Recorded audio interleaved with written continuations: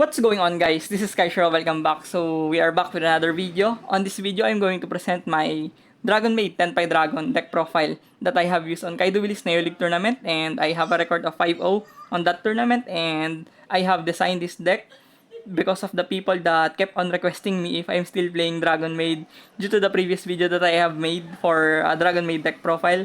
But yeah, I'm still playing Dragonmaid, but now I am mixing the Tenpai Dragon into the deck. And the main logic of making this deck is to make the opponent really think about your stand on this game.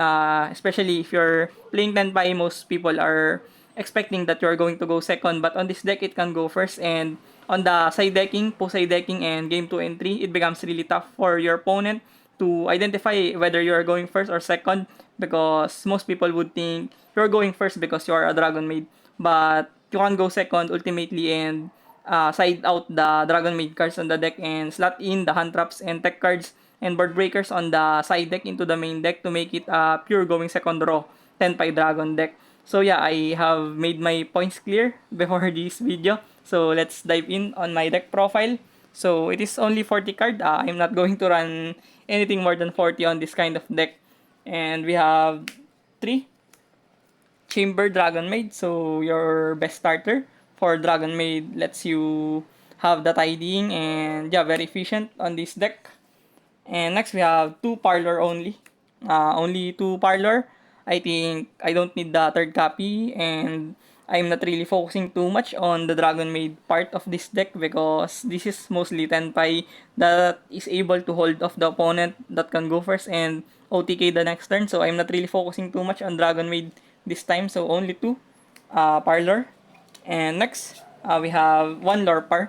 So your only big dragon for this deck. You don't need another big dragon like Pinketch or yeah, Ernus. So only 1. The next we have 1 changeover, of course, changeover just to fusion your shoe or your house for this deck. And next we have 1 hospitality. So you only need 1. You're not playing pure Dragon Mage. You just need to link climb on this deck and extend your monsters on the field. So yeah, only 1 hospitality. And we have triple tidying. So triple tidying, very good card on this deck.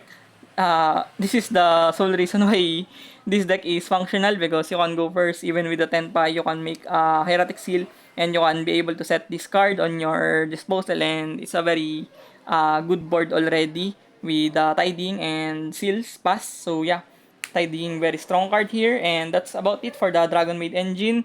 Moving on towards the Tenpai engine, we have triple Chundra. So, triple Chundra, mandatory, nothing too extravagant or fancy. It's just the right amount of Chundra for the Tenpai engine. You need to play 3.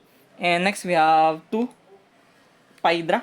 So, before I was running 3, but I preferred to play 2 because 2 is fine, and I'm not playing Dora Draco in this build, and the deck is already thick enough for the names of Tenpai and Dragon Maid cards. So, yeah, only 2 Pydra. And we have 1 Genroku. So, only 1 Genroku. I feel like I only need 1. It just comes up on the mid-game to late-game scenarios, and also can be able to start with your field spell. So, yeah, I only played 1 Genroku. And next, we have 1 Fadra. You only need 1 as well. You don't need the second copy because it is too clunky to play the second one. So, yeah, only 1 Fadra. And next, we have triple field spell. 3 Sangen Manor. So, the best card probably going to 2 into the upcoming ban list this July. So, yeah, we will make the best out of it right now. And next, we have Sangen Kaimen. 3 copies, of course. A very busted card as well on the battle phase. And that's about it on my Tenpai cards on the main deck.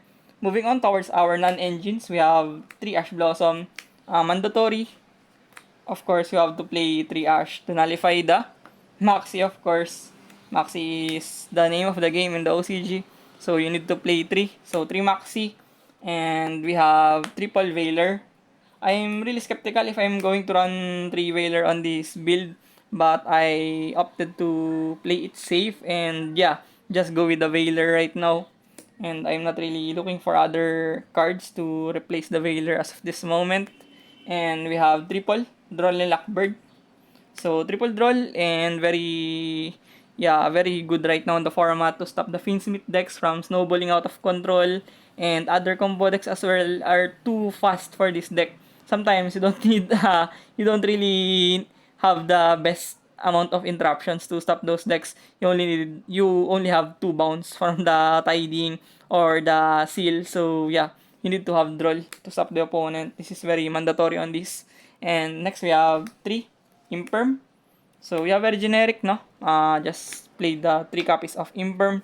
And the last card in our deck, we have 1 Terraforming. Of course, Terraforming able to search your Tenpai Sangen Manor, and it's very strong on this format right now. And next, we have the extra deck. We have 2 Shu. So 2 Shu, I think you need to play 2 because the second one comes up into the mid game and late game scenario. So yeah, I played 2. And next we have 2 House, and House as well, very good card for this Dragon Maid. Once you're able to set up your house and your Dragon Maid monsters on your board, you're going to be unstoppable on the battle phase. And yeah, paired with Tenpai, of course, you're going to know what is about to happen on that moment. And moving on towards my Tenpai cards, we have 2 Bident. So Bident, of course, the best card for extra deck Tenpai. And we have a very naughty card here, the Transcendric Dragon, and this is very immense. Once you're going to be immune towards anything on the battle phase, once you're able to set up this card before venturing into the battle phase, it's pretty much game over for your opponent. And next we have the Trident Dragon. I know it's very expensive right now in the TCG, and many people would try to play this deck without the Trident Dragon, but I really think that it's not very effective because you need to play this card at all costs, because this is very strong. It is able to dish out so much damage on the battle phase, and most people doesn't have answers on this. And even though you're under prosperity, you can OTK if you're running prosperity for this build. So yeah, you need to play this card. And next, we have Black Rose. So your board wipe on this deck, of course.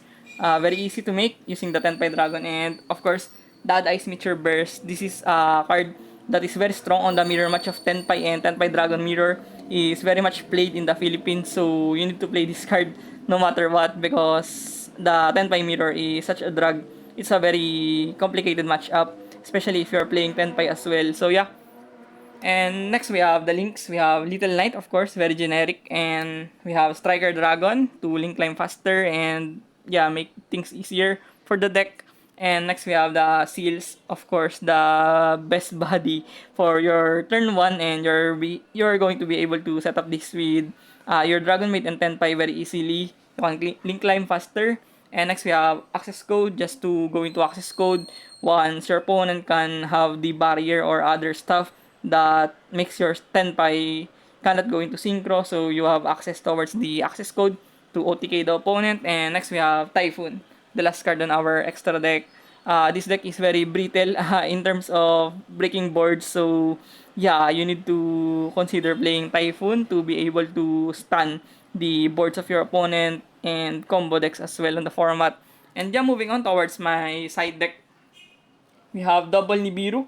So your checkmate against the combo decks right now, Salaman Great, yeah, and other Unchained, Finsmith, all of those decks are very annoying to deal with. So yeah, you need to play Nibiru right now. And next we have double Ghost Ogre. So yeah, Ghost Ogre, very strong against the Tenpai matchup. You need to out the field spell, the Sangen Manor as early as possible. So yeah, Ghost Ogre very strong as well on the field spell of Yubel as well. So yeah, this is very good right now on the side deck. And next we have double Phantasmi. I'm really iffy if I'm going to continue playing with this card, but yeah, it can be very beneficial for you once you draw the correct cards and you'll be able to gain advantages from it. And I think it's more than enough, no? I'm not really thinking of any other cards that could replace this easily, but yeah, I think I would replace this moving forward. And next we have the Bestial package. We have the Magnamut and the Druid's Worm. And I'm thinking of playing Saronir on this package. But yeah, I only have 2 slots left on my side deck. That's why I opted for Magnamut and Druid's Worm. I'm not running any light and dark shenanigans on this deck. That's why I don't I don't really feel like playing Baldrake. So yeah, only two of these.